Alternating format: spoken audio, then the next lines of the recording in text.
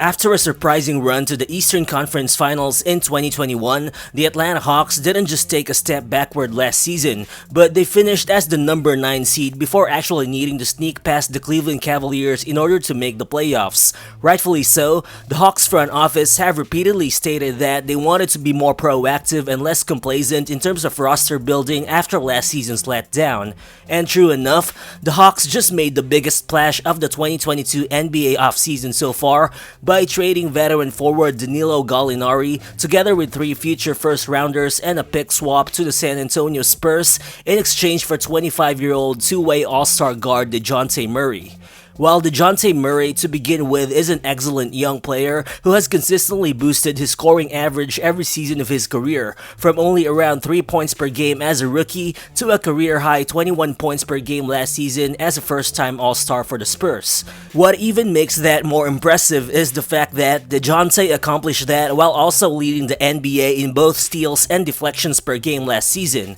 But more importantly, upon arriving in Atlanta, he immediately becomes the team's second star alongside Trae Young, as Dejounte not only has a higher floor compared to the Hawks' other young players, but he also projects to have a higher ceiling than any other veteran currently in Atlanta's roster. So what's good everyone, it's Real Balls here, and in this video, we'll look into the Dejounte Murray trade in more detail. Was this simply a huge gamble by Travis Schlenk and his front office, or did the Atlanta Hawks actually create the most dynamic backcourt in the Eastern Conference by pairing Dejounte Murray and Trae Young? But before we continue, if you guys happen to enjoy the content, please make sure to hit that like button or to click that subscribe button. It only takes a second of your time, but it will be much appreciated. So let's get to it.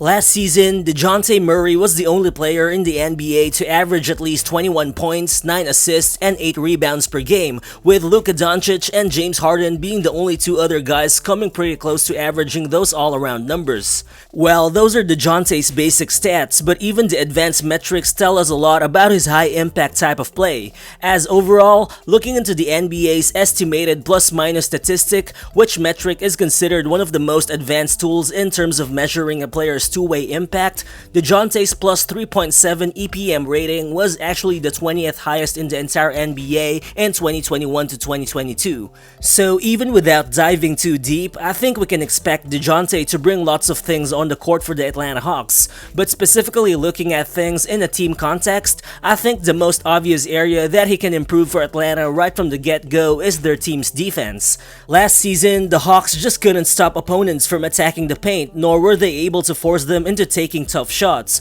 which is why the team ranked as the 5th worst defensive team in the entire NBA. But all of that could change next season now that they have Dejounte Murray, who's one of the best point-of-attack defenders in the entire league, whose quick hands, solid footwork, and 6'10" wingspan enables him to suffocate opposing guards, and whose sound defensive instincts also allow him to rack up deflections in the half-court. Well, I personally felt that the offensive load that Murray had to carry in San Antonio somehow still limited what he can do as a defender, and yet he still ended up leading the NBA with 2 blocks per game and 4 deflections per game, which is easily a testament to the kind of chaos that he brings as a defender. But now, in theory, I think we should see an even better version of Dejounte's defense in Atlanta because of the lesser offensive load that he will have to carry for the team. Plus, the Hawks already have a solid point-of-attack defender in DeAndre Hunter, and adding Dejounte Murray to the mix should now allow DeAndre Hunter to focus more on defending bigger wing players. All of these definitely just increase Atlanta's ceiling on the defensive end. But aside from what he will bring on defense, Dejounte should also be a very useful piece for Atlanta's already potent offense. First of all, Murray should immediately give Atlanta some much needed juice as a secondary creator. Well, he definitely did a lot of things for San Antonio last season while posting career highs in points, assists, usage rate, and touches per game. But while Murray's 53.3% true shooting percentage was the highest mark of his career, it was still below the league average. So to me, this indicates that despite being an all-star, Dejounte still wasn't able to get into that sort of level that could make him the number 1 guy in a winning team. But the good thing is, now playing alongside Trae Young in Atlanta, Dejounte doesn't actually have to be that number 1 guy. But also for Trae, he now has a teammate that can truly take some of the shot making and playmaking load off his back. Because honestly, if you look at it, the drop-off between Trae Young and the rest of the team last season was quite huge. While it's not just that, Trae was the only player who could create shots at a really high level, but more than that, he was the only guy in the team who could consistently leverage his shot making, speed, and playmaking in order to get inside the paint quite consistently. As overall last season, Trae Young not only led the team but also ranked 6th in the entire NBA with 17.3 drives per game, with Bogdanovich being the second most frequent driver for Atlanta but only at a very low 6.5 drives per game. Further, Trae was able to attempt a total of 300 shots at the rim during the regular season, while DeAndre Hunter, Bogdanovich, and Kevin Huerter only actually took 352 shots at the rim combined. But on the other hand, Dejounte Murray drove to the basket almost 19 times per game and shot at the rim a total of 306 times last season, both of which are higher numbers than what Trae Young produced. Plus, while doing that, he was also able to put up some pretty good shooting numbers with a 44% shooting clip from the mid-range and a 64% clip at the rim. So in theory, Dejounte Murray's ability to attack the paint and throw some nice kick-out passes should make life easier for Trae Young by allowing him to play off the ball a little bit more. Well, I definitely think Trae is capable of playing off the catch more often, which should also definitely be a welcome addition to the team's offense, cause looking at the numbers, Trae has actually been brilliant with the limited off-ball 3-point attempts he had last season. Looking at it, he actually shot an unreal 48.1% of his 77 total catch-and-shoot attempts, while the 1.3 points per spot-up possession that he produced actually ranked in the 97th percentile of the entire NBA. But obviously, when looking into the question of why Trae Young was never really utilized as a high-volume off-the-ball movement shooter coming off screens in Atlanta, again, I think we have to go back to the Hawks perimeter question that I've looked into earlier. Cause it definitely would tell you that the Hawks just didn't have enough guys who could get into the paint to force rotations and to create catch-and-shoot situations for Trae.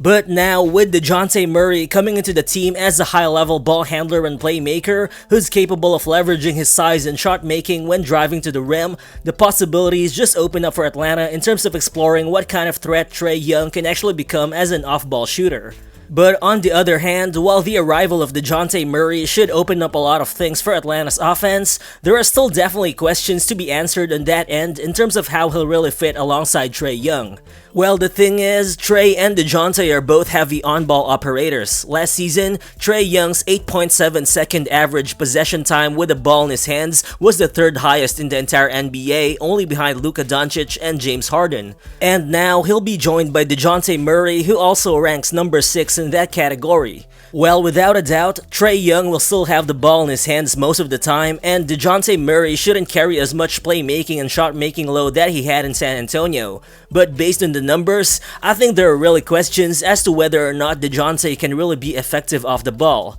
Well, I think Dejounte Murray has definitely gotten better and more comfortable as an outside shooter, but overall, he still shot threes at a poor 32.7% mark last season, with almost 70% of his attempts coming off the catch. Basically, you can still easily imagine that teams will be helping off Murray when he doesn't have the ball, and so I think he will have to prove that he can take advantage of the gaps that he would face in Atlanta by either draining jumpers at a higher rate or by chewing up more space when he attacks the rim. But the thing is, the numbers weren't really actually promising last season, as Dejounte only generated .96 points per possession when facing closeouts, which only ranked in the 33rd percentile of the entire NBA. Well, I think some of that is because of the inconsistent jumper, but in addition, I think there's still a high degree of reserve in Dejounte's game, which I think explains why his 3.48 assist-to-turnover ratio was actually the 5th best in the entire league last season. Well, for sure, that tells us that Dejounte really takes care of the ball and that he isn't really a risky passer,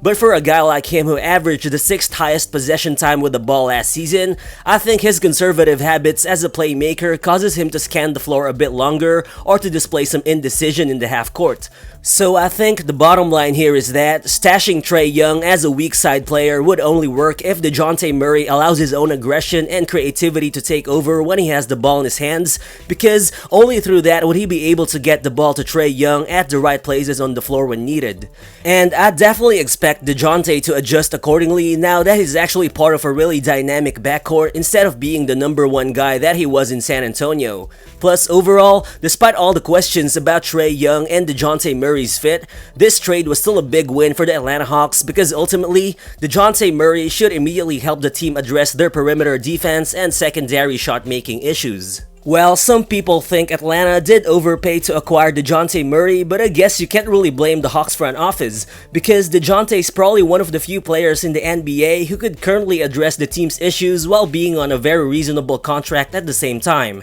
At the end of the day, Dejounte Murray is a two-way all-star who still has 2 more years left in his current deal, and most importantly, he and Trae Young will only be 26 and 24 when the season starts, meaning those two will have a lot of room to grow together while potentially becoming the most dynamic backcourt not only in the Eastern Conference but in the entire NBA.